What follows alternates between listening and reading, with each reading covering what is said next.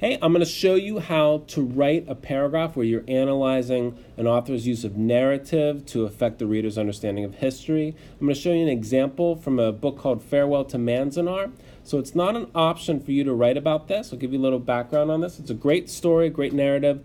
It shows the Japanese internment camp, and in the very beginning it starts with the bombing of Pearl Harbor. You might be familiar with that. Hopefully you are.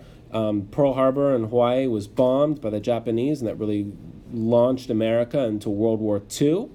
And so you could read an encyclopedia article describing that, what that was like, but here you see the characters in a story experiencing that firsthand. And what we want to do is be able to say, how does the author use these different narrative techniques in order to shape our understanding of history? So how is this different from reading like an encyclopedia article? If you really wanted to, you could pause your video and read the story, but just so you know, I'm going to kind of click through that.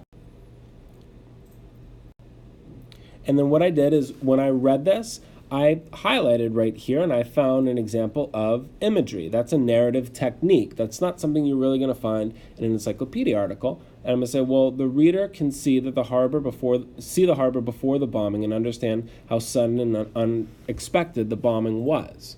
And if you read with me, it says the water was clean, the sky a sharp Sunday blue, with all the engines of that white sardine fleet puttering up into it, and a lot of yelling, especially around Papa's boat. And that's an example of imagery. We're talking about using adjectives like clean, sharp, Sunday blue, white, sardine fleet, puttering up into it, a lot of yelling, especially around Papa's boat. So we have an example of imagery there. We're really descriptive, and we're supposed to see it and feel like we're there. And that use of imagery, well, the reader can see, but what can the reader see? The reader sees the harbor before the bombing and understand how sudden, how unexpected that bombing was. It describes it as a really peaceful scene. It looks really beautiful, but pretty soon it's going to be all bombed up, right? And in this example here, we yelled at them to have a good trip, and after they were out of earshot and the sea had swallowed their engine noises, we kept waving. I noticed that and I said, well, that's an example of personification, right? And it's also an example of foreshadowing a little bit. Let me say why. The reader gets a sense that the boat is in danger from the phrase swallowed up, and also that creates a sense of the silence before that explosion. So we have like a real sense of, hey, Miss Hell, don't worry about it. You can make all the noise you want, it's fine.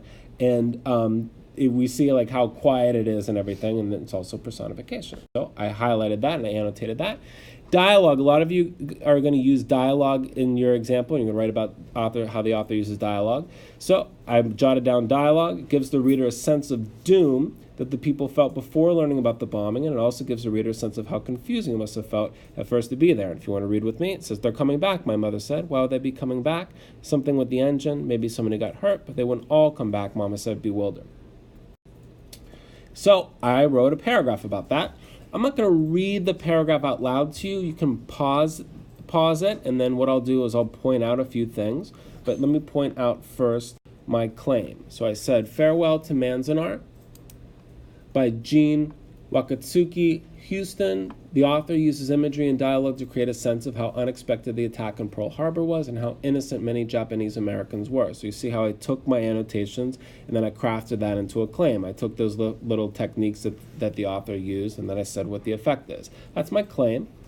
And then I cited my evidence. So I said, for example, and I copied my quote. Now look at my interpretation in blue here. I said, well, in this description, that's the one about the imagery, right? The author paints a picture of a peaceful scene while at the same time hinting at the noise that will soon follow after the bombing. An article from an encyclopedia would not be able to include a description like this one because it would be less subjective. The author is able to connect what's happening to individual characters and describe it using the point of view of the character. Later, the author uses dialogue to show the confusion of the characters when the boats do suddenly return from Pearl Harbor.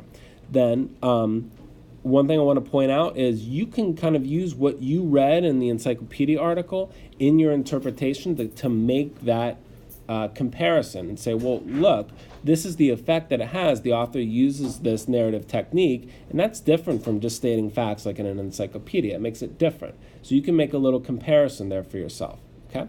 And then you can, of course, once again, pause the video and take a look at the interpretation that I put. This video is pushed out to you in a slideshow that includes all these slides. If you just want to kind of click through and take a look, you're welcome to. Of course, you can't write about this, but that is an idea of how I put this together, what I was thinking whenever I created my paragraph.